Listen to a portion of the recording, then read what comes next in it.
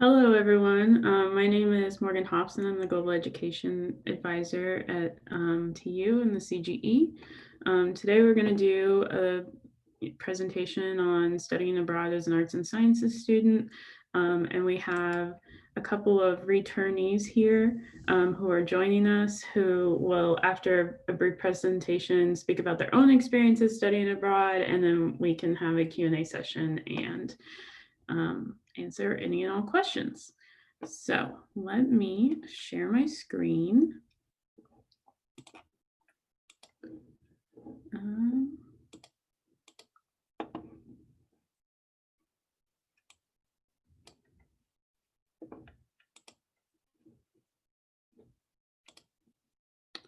And start the presentation. And can everyone see the screen okay? Great. All right, so like I said, we're going to talk about study abroad for students in arts and science. I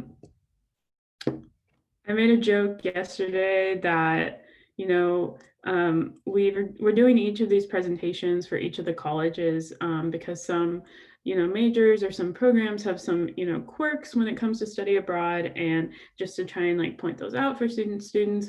But arts and science is kind of like the study abroad college. Like, it's super easy for arts and science students to go abroad. There's lots of options, and so there's not really like a specific things that you have to look out for as arts and science students, specifically the way that engineering or health science students might. So the process.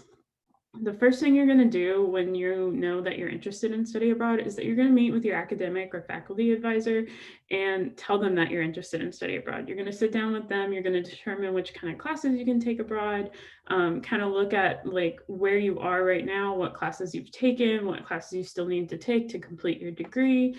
And so that way you come out of it knowing like, oh, I need to take 2 more Block 2 classes, or I need to get my cultural and human diversity requirement out of the way, or I have all that taken care of. I came into TU with, pretty much all my blocks finished, and I just need major courses, or I just need minor courses. So just to get a better idea of like the type of courses that you want to take or need to take while you're abroad.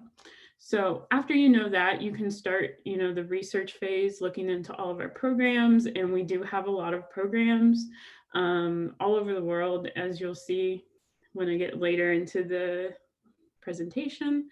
And if you need help narrowing those down, feel free to reach out to me, schedule a meeting. We can meet one-on-one and discuss, what options are good for your specific what you're looking for. We'll talk about like your goals and what you want to get out of a study abroad experience, so we can find a program that's a good match for you. After that, you'll start your study abroad application, and I am there to help you through that, the whole process, and answer any questions. So after you finish that up, you do your final advising and pre-departure. And these are just where we go over, more logistical details of the study abroad process. So like if you need a visa, we'll talk about visa stuff. If you need, we'll talk about, health and insurance and safety abroad. We'll talk about, a budget, just kind of the more logistical nitty-gritty stuff. And step 5, go abroad. And so then we'll go on to the next page. The number one question I get from students is, how much is it going to cost? Or I don't really think I can afford it. So we'll just break down. There are 3 types of study abroad: semester, summer, and faculty led. And each one has sort of a different kind of cost structure. So for semester, you will pay your regular TU tuition, and you will pay housing abroad. So scholarships, financial aid as well will come with you, as long as it doesn't stipulate that you have to be on campus. And these are generally, athletic or music scholarships, and if you have any concern about like whether your scholarships or financial aid will go with you, you can speak with financial services and they'll go over, each one with you to figure out, which ones apply and which don't. Um, so tuition wise for the semester, students almost most of the time are paying exactly the same as if they were here at TU. And then the housing costs are going to differ depending on location. Some are cheaper than TU and some are more expensive, just because cost of living varies depending on where you are in the world. You'll also have to pay, for meals, flight, and other personal expenses like independent travel while you're abroad. Some programs do include all meals. It just depends on the program. And others you'll, have to pay for all of your meals out of pocket. So if that's a concern, that's something we can look at when we look at programs. Summer programs, you will pay either the cost of TU tuition per credit hour or the program cost, whichever is higher. Most of the time, the TU TU credit hour cost is higher. And most students take like 3 or 6 credits abroad in the summer. And you will also pay your flight and other personal expenses and meals if they're not included in the program for summer study abroad. And the last category is faculty led. And these are the programs where you go as a class abroad for like a week or 2 weeks. And so for these, you're taking your class at TU, so you're just, paying your regular tuition. That's part of that. But then there's a study abroad. There's like a program fee that goes with these classes, and that program fee includes your airfare, it includes your lodging while you're abroad, includes any tours or ground transportation, and some meals. So it's sort of like a all-inclusive fee there for faculty leds. And so now that you know how like the cost structure of study abroad goes, I did mention all of your financial aid and scholarships, as long as they don't stipulate you need to be on campus, they go with you. In addition to that, there are study abroad scholarships available specifically for students who want to study abroad. There are a lot out there, and you can apply to as many as you're eligible for, and they vary from like $500 to $5,000. So we have a lot of students apply and get several scholarships every semester.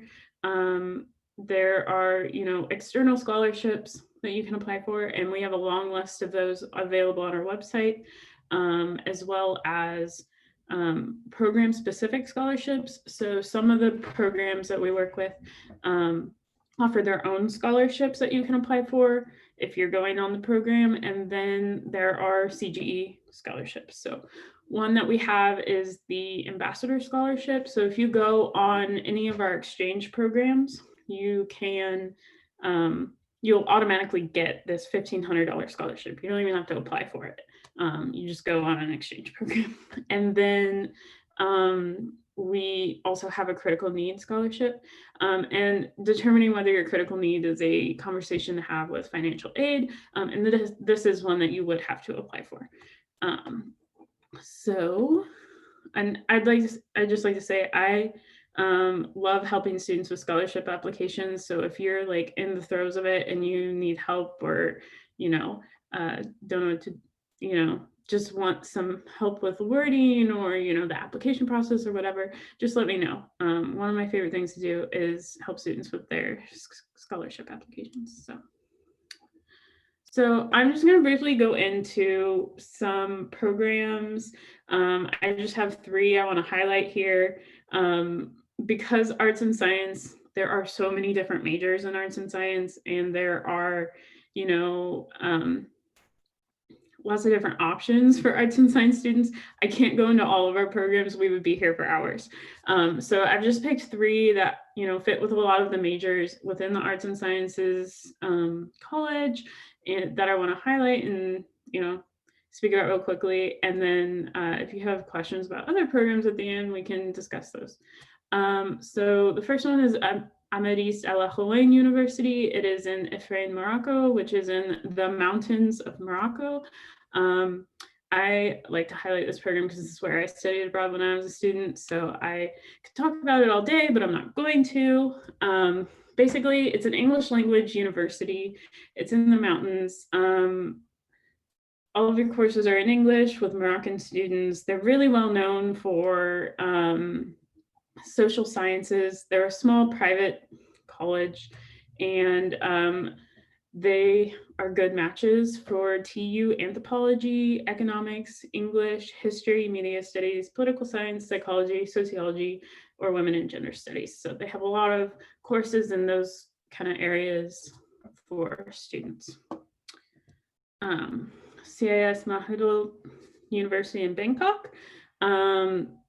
It is in Bangkok. It is a very large university, about 40,000 students, I believe, and ranked number 2 in Thailand. All courses are in English, and Bangkok's a really easy location to travel to other countries in Asia from. One thing I meant to mention is that especially for arts and science students, because I get this question a lot, unless you specifically ask for a program that is taught in another language, any program that I suggest is going to be taught in English. There are programs that are taught in other languages, and of course our language majors need language specific programs, and we have those available. But sometimes I get students come into my office and they're like, oh, I can't go to this country, they don't speak English. I don't know X language. But you can, because we do have programs available in English, even in countries that are non-English speaking countries. So this particular program is a good match for art, economics, English, environmental policy, film studies, history, organizational studies, political science, sociology, and psychology.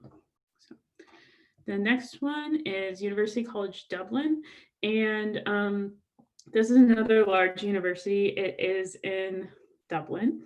And we send a lot of students here, not just arts and science students, because they do have almost every major at TU available, with the exception of petroleum engineering. So it's a really good fit for all TU students. Lots of students like to go here because they like being in Europe and being able to travel around Europe. So it's just a really great option for students who want to be in an English speaking country, and able to travel to other countries nearby. I'm not going to read off the major matches because, like I said, it matches with every TU major but petroleum engineering. Oh, and languages, of course. You're probably not going to go to Ireland if you're a French or Chinese major. So like I said, those were just 3 small program highlights. We have other semester programs, and for arts and science students specifically in these countries. I'm not going to read them out. There are a ton. You can see we have them pretty much in every continent except for Antarctica. And so briefly, summer study abroad. Sometimes students are like, well, what do I do if I go abroad in the summer? So a lot of times summer study abroad can be thought of in 2 ways: bonus time or makeup time. So you're either going because you're just kind of interested, you want to go take a class somewhere different, and you have time because it's the summer, so bonus time, or makeup time. Like maybe you are a double major, double minor, and you just need to be taking classes in the summer so that you graduate on time, and you can go abroad during the summer. A lot of the programs in the summer are, really good fits for blocks and electives. And like I mentioned before, most students take 3 to 6 credit hours. And we have programs during the summer in these countries. So again, a wide variety around the world. Yes. So that is the end of my very brief presentation. I'm going to put a plug for our Instagram. It's Tulsa Global Engagement. Please follow. We have lots of cool stuff. We post about different, international and global events happening, in Tulsa, or virtual type opportunities. We post about, scholarship options. We post about, returnee highlights and pictures. When we do have students abroad, we have them do Instagram takeovers. We don't have anyone abroad right now. So that's my plug. Oh, also, if you follow us by the end of November, we're doing a drawing, and so between all of our new followers, and you could win a $25 Amazon gift card. So that's my plug for Instagram. If you have questions about study abroad, like I said, I'm the CGE advisor. Please schedule a meeting. I'm working from home right now, so meetings are virtual, but you can schedule a meeting. We can talk. You can send me an email. Deadlines for summer fall study abroad are March 12th, and then for spring 2022 is October 15th. So lots of time to get started if you're thinking about any of these semesters. It's never too early to start. I'm going to stop sharing my screen now, and I'm going to let our two student returnees have time to speak about their experiences, and then we'll open everything up for questions. So Naomi, Claire, I don't know if one of you wants to go first. If not, I will pick. So you decide. I can go. Okay. One second. I have a thing I'm gonna screen share. I can. Oh, it says I can't screen share. Here. Try now. Okay.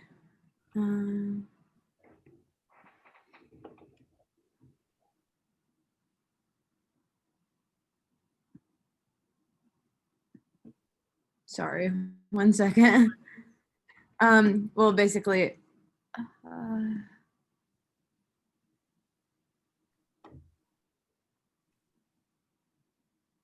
okay, it's actually not working for my screen sharing now, but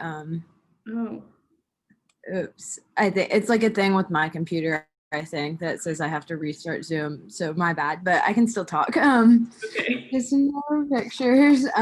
So I was at the University of Auckland in New Zealand, and I actually studied abroad for 2 semesters in a row. I went both semesters of 2019, so that was the spring of my sophomore year and the fall of my junior year. I'm an English and creative writing double major, and I found the University of Auckland is one of the direct enroll or direct exchange programs. And so it's a really easy with TU to get credits to count, and just like it's a very seamless process. Laura was my advisor, and she made everything just so easy, and she was so helpful. And so, yeah, for English, there were like way more classes available there than at TU. So that was awesome. For creative writing, there were not as many, but I still got some. The University of Auckland is great because New Zealand's like the most beautiful country in the world, obviously. Like I loved it so much that I stayed for a whole year. And the cool thing about like going there to Auckland specifically is the whole country is really small. I think it's about like 5 million people, but 3 million I think about are in Auckland.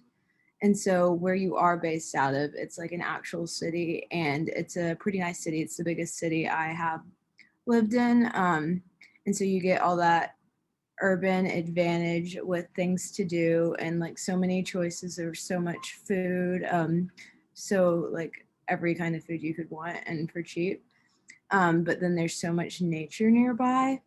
Like you could just like walk to hike a volcano or take a ferry and go to the beach, and everything was so easy and accessible. And it was an absolutely gorgeous campus. I would say the classes were pretty comparable to TU in terms of what was required and the grading. It was like a little different, but I'd say pretty roughly, not like significantly harder or easier. A really cool thing I liked about their like structure was so for the semester, they had 6 weeks of classes and then a 2 week mid-semester break. And so the 2 weeks is awesome because it gets you a little more time to travel and just relax. And then there's another 6 weeks on. Then there was about, I think it was about a week reading break. And then finals were spread out over 2 or 3 weeks. And so that made the whole process a lot more relaxed. And I know both times during the reading break, I was able to go on like a week-long trip because I had enough time with finals stretched out that I wasn't cramped to study, especially being used to having like 6 finals in 5 days. It's pretty amazing. For travel in New Zealand, there's the North Island and the South Island, and Auckland is on the North Island. And so it's pretty easy. You can do bus rides, or I was lucky and I made friends with a girl who had a car. So we got to use her car to go on like road trips and stuff. So those were pretty easy, or you can fly, and a lot of the flights within the country were around like $100 or less, so not too bad. I know I got a deal on one time that was a round trip for $30, and so literally like the Uber to the airport was more than like the two flights combined. So that was really nice. I would say it's New Zealand is if you want to be in nature and do a lot of like hiking and camping. There are some cities like you'd be in Auckland, and there's Wellington and Queenstown, and they're like good cities to visit. But I wouldn't say to go there if you're looking for like an urban experience. It's like just the most beautiful place in the world. There's beaches, there's mountains, there's every kind of nature, and it's all super close. Since it's a small island, you're always close to the water, and it just changes a ton. um, I would say you would stay in New Zealand most of the time. The only time that people really traveled out of the country was on like the 2 week break in the middle of the semester. So for one of those, I went to Australia, and for the other one, I went to Cook Islands, which is like pretty small, like Pacific Island nation.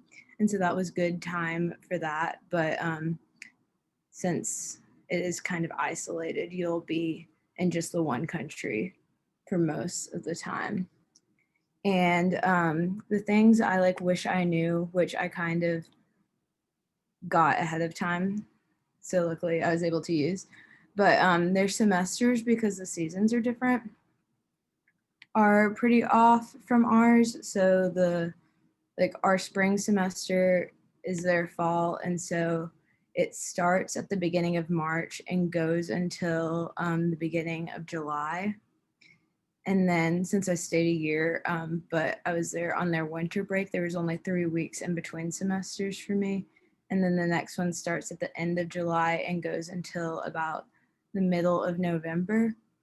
And since those semesters are outside of summer, um, like I went 3 weeks early because that was still like mid-February when classes started in March, and there was a really long break where I was home. But if you don't, if you would go then and not have anything going on because you're not in class here in January or February, I definitely recommend going early and getting to enjoy that extra time to travel and enjoy the warmer weather. And also, the climate was pretty temperate, so it never got too cold. But one thing that did happen was it rained a ton. And so to just like have that in mind, it wouldn't be all the time. But if you don't like rain at all, then it's a pretty rainy place. And it's also super safe. Like I would travel usually in like small groups of girls who were like my American study abroad friends that I met, and just like almost no worries even in Auckland, which is like a pretty big city. So that was definitely a perk. And I think that's most of what I had. Yeah. Thanks, Claire. Naomi, do you want to tell us about your experience a little bit, and then we'll Yeah. So I studied abroad at the Auckland University in Ifrane, like Morgan did.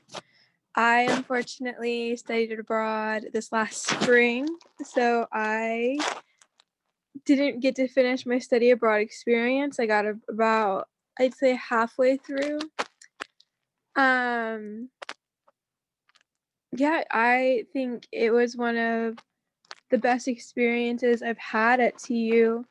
It really pushed me outside of my comfort zone just because of I did some traveling while I was in Morocco, and I would say that having like a background in Arabic, specifically Darija, would definitely give you a, like it would make your experience more easy, but I wouldn't say it's necessary, especially if you're traveling. Um, if you make a friend at the university to take with you, or if you have or if you're traveling with a bigger group. But yeah, so like Morgan said, Ahaween University is an English speaking university. It's a private school. It is very, very, very safe. I know talking to people, especially around here, I tell them I was going to Morocco, and immediately they would just start asking me about my safety and my concerns, and they'd freak out. But while I was there, first of all, it was beautiful. Ifrane is a gorgeous small town. It's up in the mountains, and and I felt very, very safe there. Um, and it's very close to. It is also a nature, like Claire was talking about.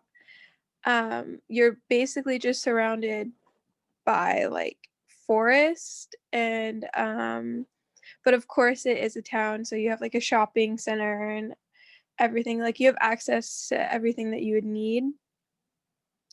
And it's also really close to like Fez and Azru, which are really cool cities to go visit. Azru, I know, had a really, really cool hike that you could do, and you could like see like the town of Azru from like this like mountain, and it was, I didn't get to go on it, but some of the friends I made while I was there did.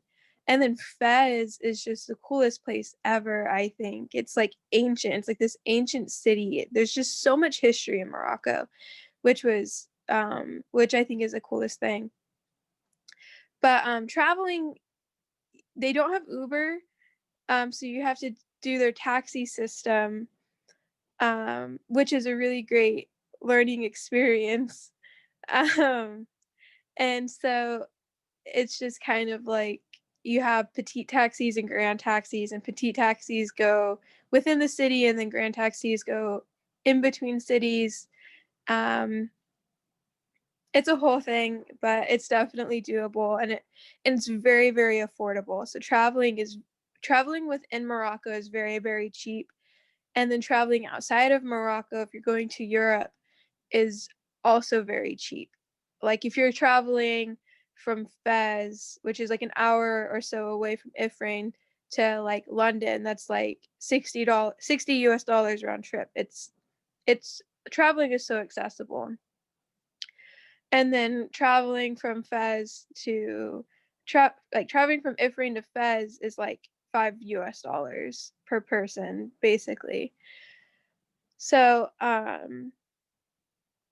so yeah, my experience, I was there from January to about March, and then I had to do virtual school from March to May. AUI's term is almost exactly like TU. Um, Actually, I'd say it's like the same. Yeah, it's the same.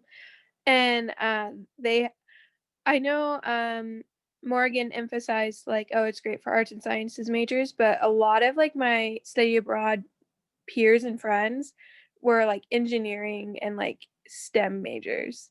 A lot of them were from West Point too. There's like 5 kids from West Point. So and they were doing like they're doing like international like diplomacy or something like that for like their major like international relations or but like yeah, my friend, she did engineering and math, and I know a lot of like the Moroccan students that I met were computer science majors. So I don't know if like those credits would transfer over, but it's like definitely like a school that's like trying to go more STEM like TU is doing. So yeah, I think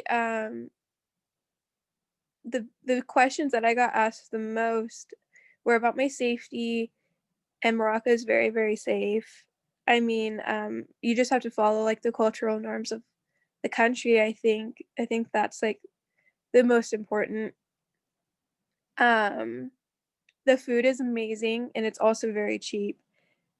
Like you, I guess like the food that I ate the most was like misemen and harsha, and their oranges are really good. So, and then I guess like with clothes, one thing that I wish I knew is I packed to like be in the mountains. So I went when it was snowing like a lot. So I had like my snow boots, my winter coat, and a whole bunch of turtlenecks.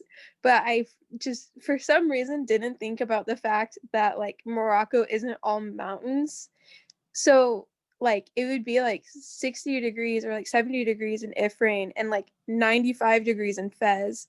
So like I'm like thinking about how to pack to like travel, and all I have are turtlenecks. So I had to, go shopping and like get all these clothes that I could use to like bring with me while I travel. And I should have just brought like, like one turtleneck and like a couple of other like t-shirts or something, but that's not what I did. So yeah, I guess that's what I have. Thanks, Naomi. I appreciate it. So I want to open up for questions. If you have any questions, you can type them in the chat or take yourself off mute and ask. Um, yeah, questions for me, questions for Claire, for Naomi, anything.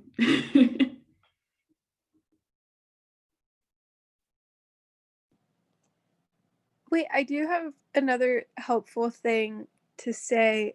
Okay. I did the scholarships for study abroad, and I got enough scholarships to cover like the excess, and I also got spending money through my scholarships.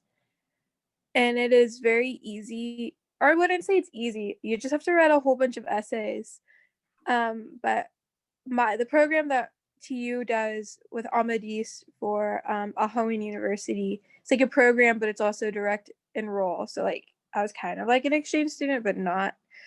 Um, and Amadis has so many scholarships, so it makes it Amadis makes it so accessible to study at AUI, and I think having like that program provider while also having the university to like be looking out for you makes it very helpful in like global disasters like a pandemic. So I think I highly recommend the program that I went on, and especially Ahmad East and AUI. I think they're great, and they also have a lot of scholarships. So yeah. Thank you. So it looks like we have a question in the chat that asked, did either of you also study any languages while you studied abroad? I did not. New Zealand is English speaking, and I took French, but I finished like my requirement the semester before I went abroad. So I just did. I said, I'm an English major. I'll just do that.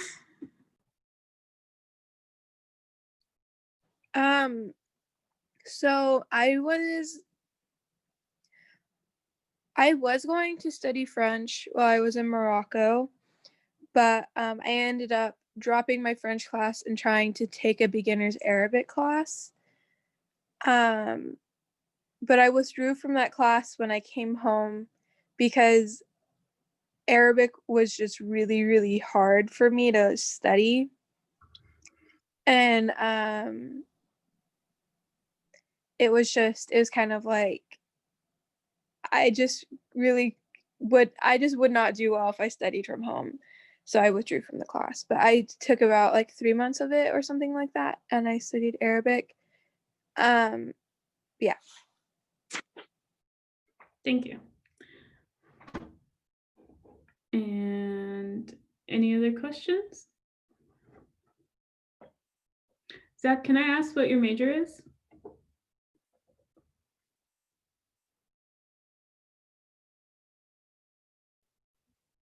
Political science and economics. Awesome. Have you thought about where you're interested in going abroad? Have you heard anything about summer study abroad yet? So a decision on summer study abroad has not yet been made, and we put a statement out on our website last week or the week before.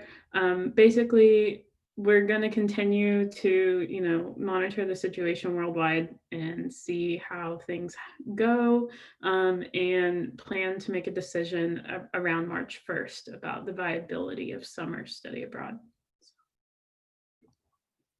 Hopefully we will know in a few short months.